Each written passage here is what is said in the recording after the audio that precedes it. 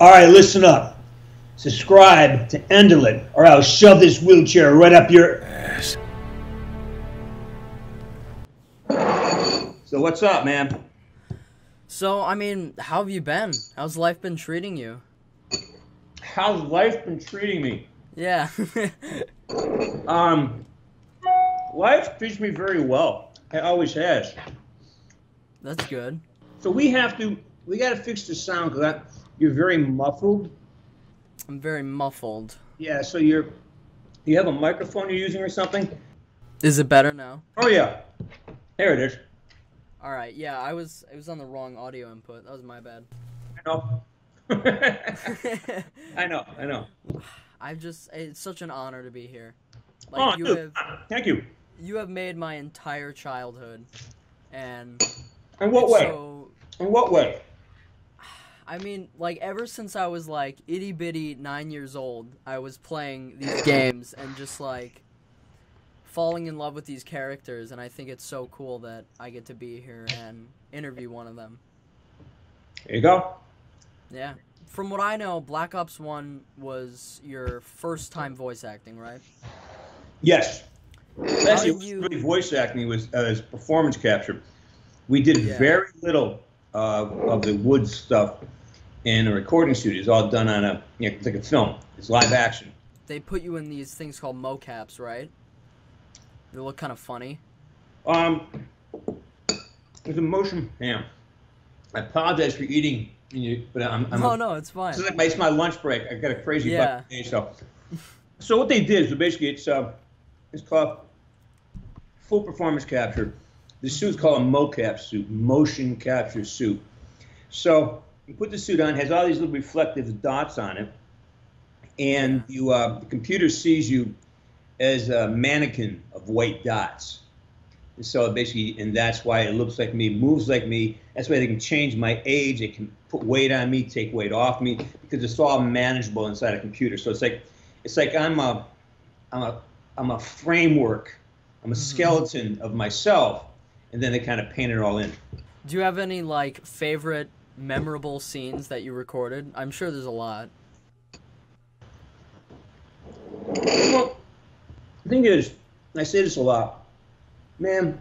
The whole thing is just a fantasy, man. I play Army for a living. The hardest part was the last day of shooting because it's over, and that's just like when you graduate from high school, you've never seen these people again. It's like life changes after. Yeah, for sure.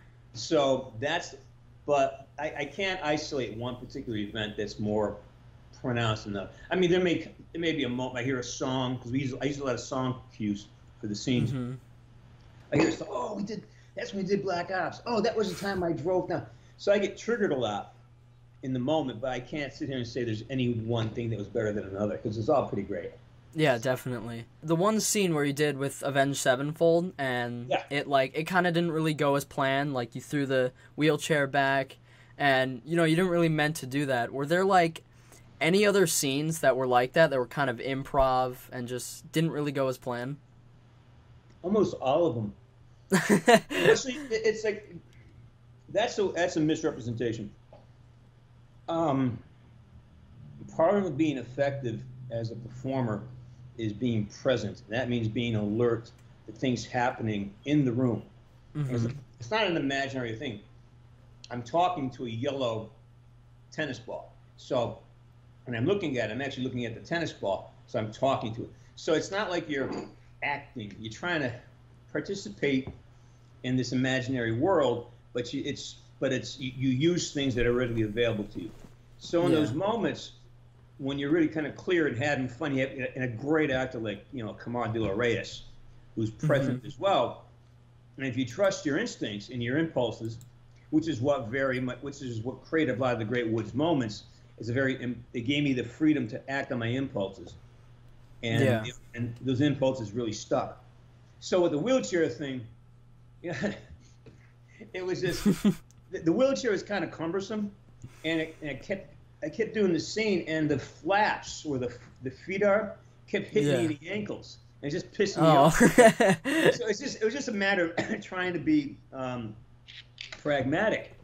So that one scene that we kept, I said, fuck, I'm sick of things. These things hit me in my fucking ankles. So I just wanted to move a little bit, but I didn't realize that when I moved forward, what's it called, Newton's law of reactionary force. I got up and I pushed, and all my weight just went. The chair went flying back and like bowling balls, knocking down the camera, bouncing off a girl, tumbling. That's why I turned around. And that shit. I'm just fucking late. So that was all pretty much, me responding in the moment to all the havoc that's being created off screen. So that happened a lot, man. A lot of great lines, a lot of great moments came out of just having the freedom, being given the freedom to respond impulsively to the situation. That's it. Yeah, that's awesome. What was like your favorite part of working with Activision? Favorite part? Talking to you, man. I get to talk to you because I get this job. I get to meet a great guy like you. I get to meet thousands and thousands of great fans, and that's the best part, man. The community is just outrageous. The community has energy. I rarely meet somebody who's participating in, the live stream or Twitter chat that's an asshole. People are generally, when they reach out, they tend to have a lot of respect for the role, a genuine appreciation for what I did, and who doesn't like to be appreciated, right? You love to be appreciated. We all want to be appreciated. So I get a lot of feedback and a lot of appreciation from the community, which that's the best part of the whole deal. Mm-hmm. Yeah. I mean, I think it's great that you're doing these live streams and you're really interacting with people because, like, you see nowadays people who get, famous or blow up in a certain industry, they kind of have this disconnect with their fan base and community. And I think it's so cool, and it means a lot to so many people that you're, reaching out to people, signing things, and interacting like here on this stream. Well, here's the thing. I've always said this, and this is, I was a hockey coach well before I became an actor. Mm-hmm. So, and I remember the first time I played hockey for money for a little bit. I wasn't great. Yeah. I played in the American League. I played in Europe. I was fairly successful on a tertiary level. But I remember the first time I got asked for an autograph, and it was odd because I was saying, why do you want my autograph? And I almost felt embarrassed to sign an autograph. And then I realized, oh, this is not about me. This is this individual letting me know that they have the ability to identify talent, that they're projecting their own qualities onto me, and they're asking me to validate that. And that changed everything for me. Like, it's like, I am only as valuable as the person willing to talk to me. So when it comes to this community, I like interacting with people. I enjoy, again, as a hockey coach for 25 years, it was one of the best jobs I ever had.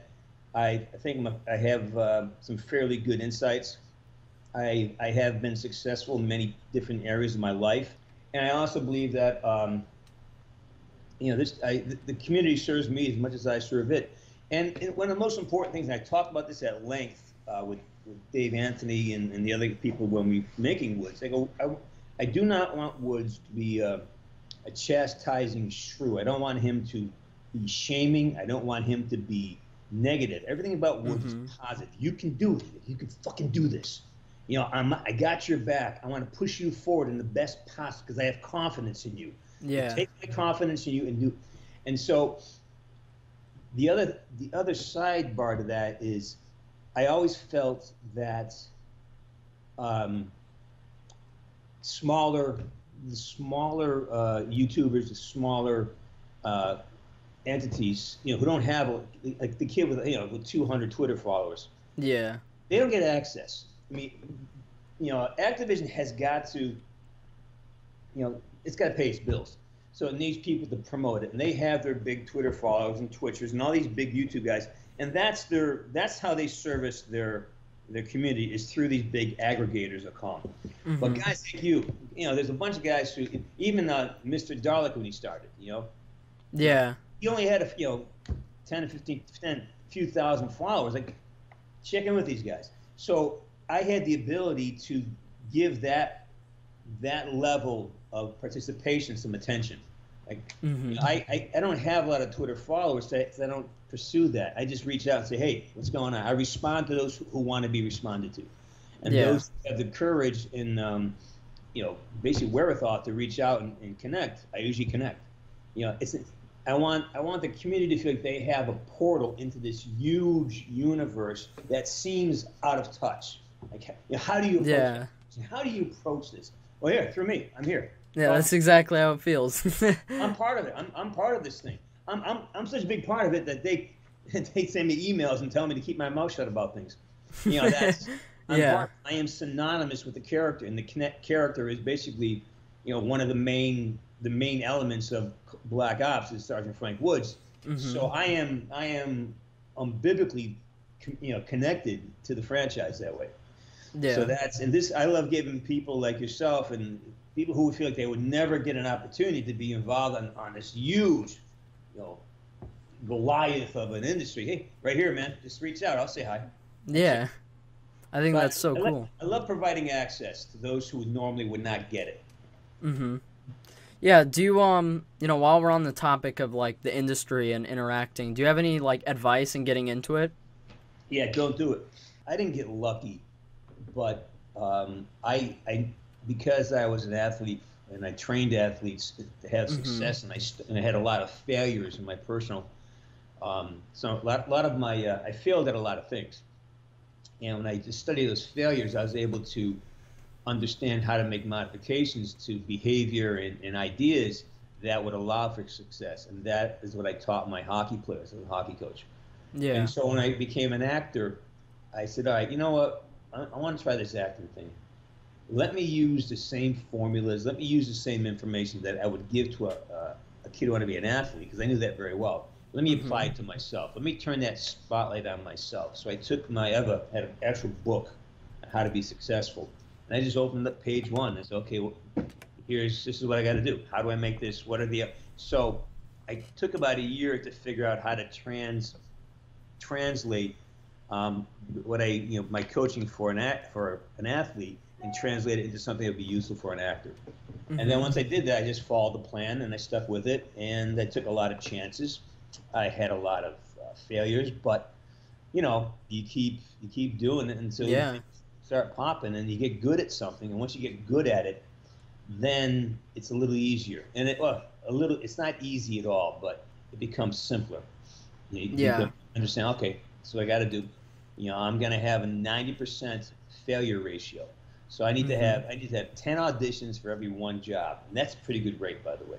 So I know that I'm functioning about an 87% failure rate. And you got to live with that. I mean, I'm going to fail. I'm going to fail often. But you keep getting enough victories, and over a course of time, good things happen. So was I lucky? I always believe that luck is when the junction of preparation and opportunity meets. The luck is, you know, finding opportunity, and that really is a skill as well. Knowing how to put yourself in a position to get lucky. You know, knowing how to position yourself, or knowing how to identify an opportunity. Like, I would take jobs nobody else would want because it's my opportunity. Oh, I'll do that job. And if I crush, all of a sudden, you know, I get something. You got to take jobs that, you know, no one else wants to do. That's where your opportunity is. Go where nobody wants to go. Be like water. Seek out the low places. Yeah. Then if you're successful down there, you're going to be really strong, and the movement upward is going to be very, very consistent and rapid. Yeah. Most actors fail because they have a fantasy of romance about the business. It's a business. That means you have to understand how the business works, and you have to understand that I am a product. I am a product. I am personally a product. How do I market that product? Who wants that product? Yeah, I can't, you know, being an actor is not a civil right. No one owes you a job. No one does. You know, no matter what many people say, it's not, you know, they have the right to hire and fire you whenever they fucking damn well please. Yeah. And I respect that, and that's capitalism, and I respect the hell, because I want the same right to take a job or refuse a job. So yeah, definitely. And so you got to realize it's a business. You got to realize that your skill is about communication, and the only thing you can do is learn how to enjoy the process, because you do not know why you got the job or why you didn't get the job. Mm-hmm. There are so many factors you can't control. So the only thing you can control is your attitude towards what you're doing. And that's just life in general. If you focus on the journey, not the ending, right? Yeah. Focus on what you're doing. And if you go to an audition, that's your opportunity to act. That's your opportunity to do some acting today. It's an audition. Maximize the experience. Have the best possible positive experience you can muster for yourself, and then move on. If you can walk away from an audition and say, wow, that felt good. I did what I wanted to do. I had a plan. I prepared. I executed, and it went the way I thought it would. You win. You're a success. Mm-hmm. If you get the job, great. But the gravy is getting the job. But the work is learning how to be happy in the moment. Yeah, content. What you're doing, because you can't demand somebody to give you a job. You can't work harder as an actor. It doesn't work. That's not how it is. Yeah. Going back to your streams, how did you and Darwin meet? Because I know he's in a lot of the streams. And he's in most of the streams, not yet. He's a character, so I'm really curious. Our longtime friends. He was my manager during the entire Black Ops journey. Still does represent me in a few things now and then. He left the business because it's a hard business. For him to make, he makes 10% of what I make. So if I make $10,000, he makes $1,000. So wow. I have to make an awful lot of money for him to make a living, and it's a hard business. Being an actor is hard to make a living. It's a lot harder to be a mid-level agent or a manager to make a living. It's really hard. Mm-hmm. He reached out. We had a meeting. Found out he was an ex-hockey player. For me, that was enough. We talked hockey for 3 hours. Never mentioned anything about acting. I said, "Okay, you're my manager. Here's 3 contracts. Go make them better." And he did. He did a great job for me. He fought a lot of battles for me, and he took care of me really well. So we've been friends. I mean, we're good friends. We've been friends for long. We were friends long before he became my manager.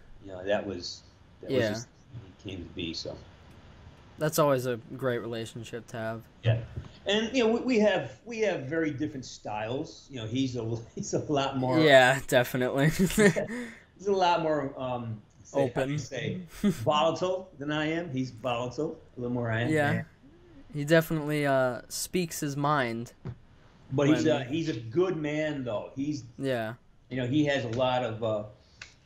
He has a lot of fire, and I just wish he kind of tempered the language a bit, because he's not wrong in a lot of things he says. He's not wrong. He's just delivering it in a very contentious way. We're in a new world, man, where you get to blurt out whatever idiocy comes to your mind and think it's truth, and then when someone challenges it, they're an asshole. And we're very codependent now. It's kind of tragic. I don't know how your group is going to pull yourselves out of this shit. I don't know how you're going to do it. We'll see. I'm watching eagerly to see what you do. Yeah.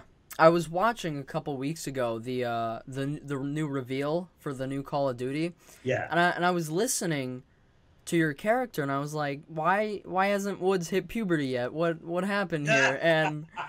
And I'm like, this is not. I love that fucking. Why hasn't he hit puberty yet? This is not James, and that's how I found out that you weren't going to be voicing him. I said, I really believe that Activision has the right to hire and fire at will. They owe me nothing. They don't even owe me an explanation as to why they replaced me. Mm-hmm. And I'm just it's a true curiosity, because I have no answers. I have a bunch of hypotheses. I have some guesses, but there's nothing to substantiate. I haven't talked to Activision, Treyarch, or Raven at all about Cold War. There's been no communication whatsoever about it. So I was a bit I was kind of like, I was surprised.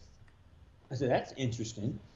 And then the fact, and I said, okay, and I was wondering, oh, maybe they just like when they replace Price, the whole new actor. It's a whole new performance. It's an entirely different guy. Because I know Billy Murray, and his Price is they just brought a whole new actor in. So it's a reboot. I assume, oh, this guy's going to maybe he's a black guy. Maybe they brought in, an Hispanic Woods. Maybe they made a quantum change. It'd be really interesting for the game. If they're going to swap me out. But when I started hearing the line "dipshit" being delivered poorly, and again, I coined that. That's a Western Mass thing. Hey, dipshit. There's the base to that. And when I started hearing the vocal performance, I go, Jesus Christ, that's very similar to my Woods. And then I listened. Somebody sent me the whole, index of the lines, and like, wow, it sounds like someone's trying to imitate me.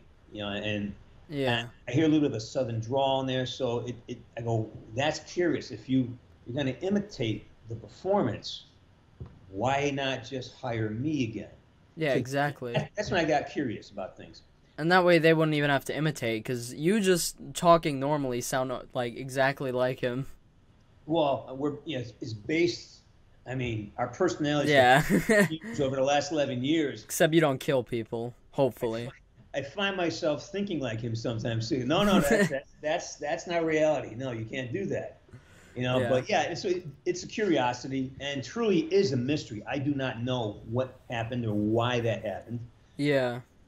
I'm not angry. I'm not upset. I'm just curious. Like, what? That's why. Why did that happen? I believe they replaced Mason too. Well, Mason's been replaced several times. It started up at Ed Harris. There's Michael Keaton. So it's not. And I think they brought Michael Keaton back for Black Ops 4. I think. Well, you mean Sam Worthington. I'm sorry. I thought you were talking about Hudson. Yeah, they replaced Sam too. And I don't know why that is. But I think the character doesn't sound like Sam's character. Sam had a very distinct delivery, a very distinct way of talking. I think the new Mason, it's new. He sounds different. He's a whole different Mason, and that's what the expectation. If you're not gonna have me there, build a whole new Woods. Make him different. Make him something new, as opposed to like just trying to replicate what I did. You were saying that like you have to kind of remind yourself sometimes that it's reality, and like So I mean, what does that mean exactly? Are you like walking down the street and you see like some old lady with like a handbag, and you're just like, yeah, you see that purse? We're gonna take it. No. It's the opposite of that.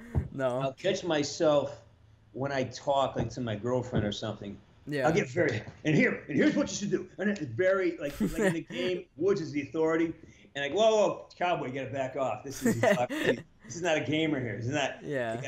Hey, sweetheart, give me a Diet Coke. And like, no, it's like, wait, no. Okay. And it's just, I get very big sometimes in my delivery, and I gotta remember I can't do that around people. I mean, for you guys, when you ask me to do it, it's funny because it's it's a character. Yeah. But in life, I can't walk into the store. All right, tell you what, give me 2 goddamn Big Macs, and goddamn, I want a milkshake too. That doesn't fly. Yeah. Do that. And there are times when I get I'll do, I find myself large and intense, and or when I'm talking to an agent, or I gotta back it off. That's right. I just gotta ask this: where is Dino Croc versus Super Gator 2? Have you been contacted for? All right, you know what? If I was there, I would just kick the shit out of you right now. I just gotta know. I've been waiting. I thought you were a nice kid. I thought you were you little man. I don't know. That's, as an actor, you take jobs to pay the bills. Yeah. And I don't ever want to denigrate a project I'm in. Dino Croc and Super Gator is a fine film for the price point they did it under. For sure.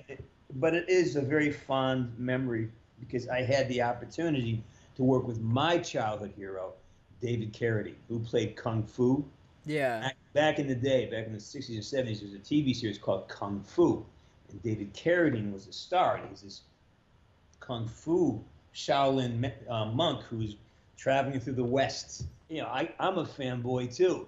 I'm on set, and around the corner comes fucking Kung Fu, man, David Carradine. And I'm looking at him, and he smiles at me. I go, oh, damn. Welcome. And there, he had a master. He had these flashbacks of his training, and when he was being trained, his teacher called him Grasshopper, and so I told him, welcome, Grasshopper, and he just cracked up. I go, Mr. Carradine, I got to tell you, I am. Wow, I grew up on you, man. He goes, yeah, that was a pretty fun character to play. It's a really great guy. And then, sadly, that whole production, it kind of got shut down because he actually went to Thailand that weekend and he didn't come back. But I got to meet one of my childhood heroes, and that was David Carradine. Yeah, I mean, that's what I'm doing right now. There you go. See? Yeah. Hopefully, I'm not going to Thailand to off myself either. So. Yeah, that would not be good. Do you have any regrets working at Treyarch, or anything you wish you could have done differently? Oh boy, it's the only. It's not a regret. I call it a reflection, and this has been an ongoing thing since I was 18 years old.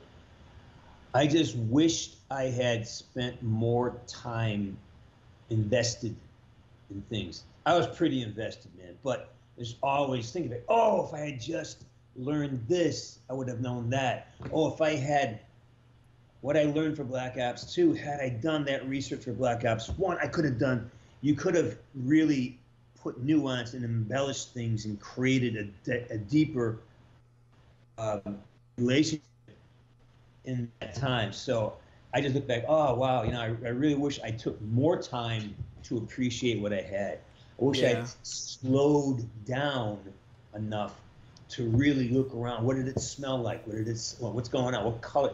Because sometimes we get so revved up and getting stuff done, or you got to drive somewhere. I just wish I had slowed it down enough where I could have really spent more time, doing even the mundane things. Like some of my best memories are sitting in the makeup room when they're putting the dots on and getting prepared. And I had the soundtrack going. Had this great wood soundtrack and all this great '60s music, and Hendrix. And that's awesome. Stones and Sly and the Family Stone. All this music that was appropriate for the time. And I just love those moments sitting there and just kind of watching everybody sing along to the music and there's a groove there. There's a comfort there, and I just wish I took more time to build that comfort and everything. I mean, the hardest day I ever had was the very last day in Black Ops 4, and Dave sat there, and we're looking at each other like, man, you know what? This might be it. We may never do this again. And it was like, we don't want to go home. We sat out in the recording studios over in Culver City, and we had a little patio in back, and we just grabbed a couple of we sat there, and we didn't want to go home. Like, man, those cars, if we pick up our phones, we break the magic. Like, this was a great session. The connection and the work, and it's over. And the minute we pick up a phone, the minute we leave the space, it is done. So we sat there literally soaking up every ounce of life in that moment. So that is what. It's not a regret. It's just something. Okay, you can only do what you can do, but now that you've done it, I could do more of that. It's like the higher you climb, the more view you get. Do you have any? Are you going to be working on anything in the future? Like, do you have any future projects that you're doing right now? Yeah, I have a bunch. Yeah, I got a movie that went to market on a Sunday called 92. It's a sci-fi thing we shot over the summer using protocols. Yeah, great script, fantastic. It's being produced by Derby Entertainment, my buddy Rick Dugdale.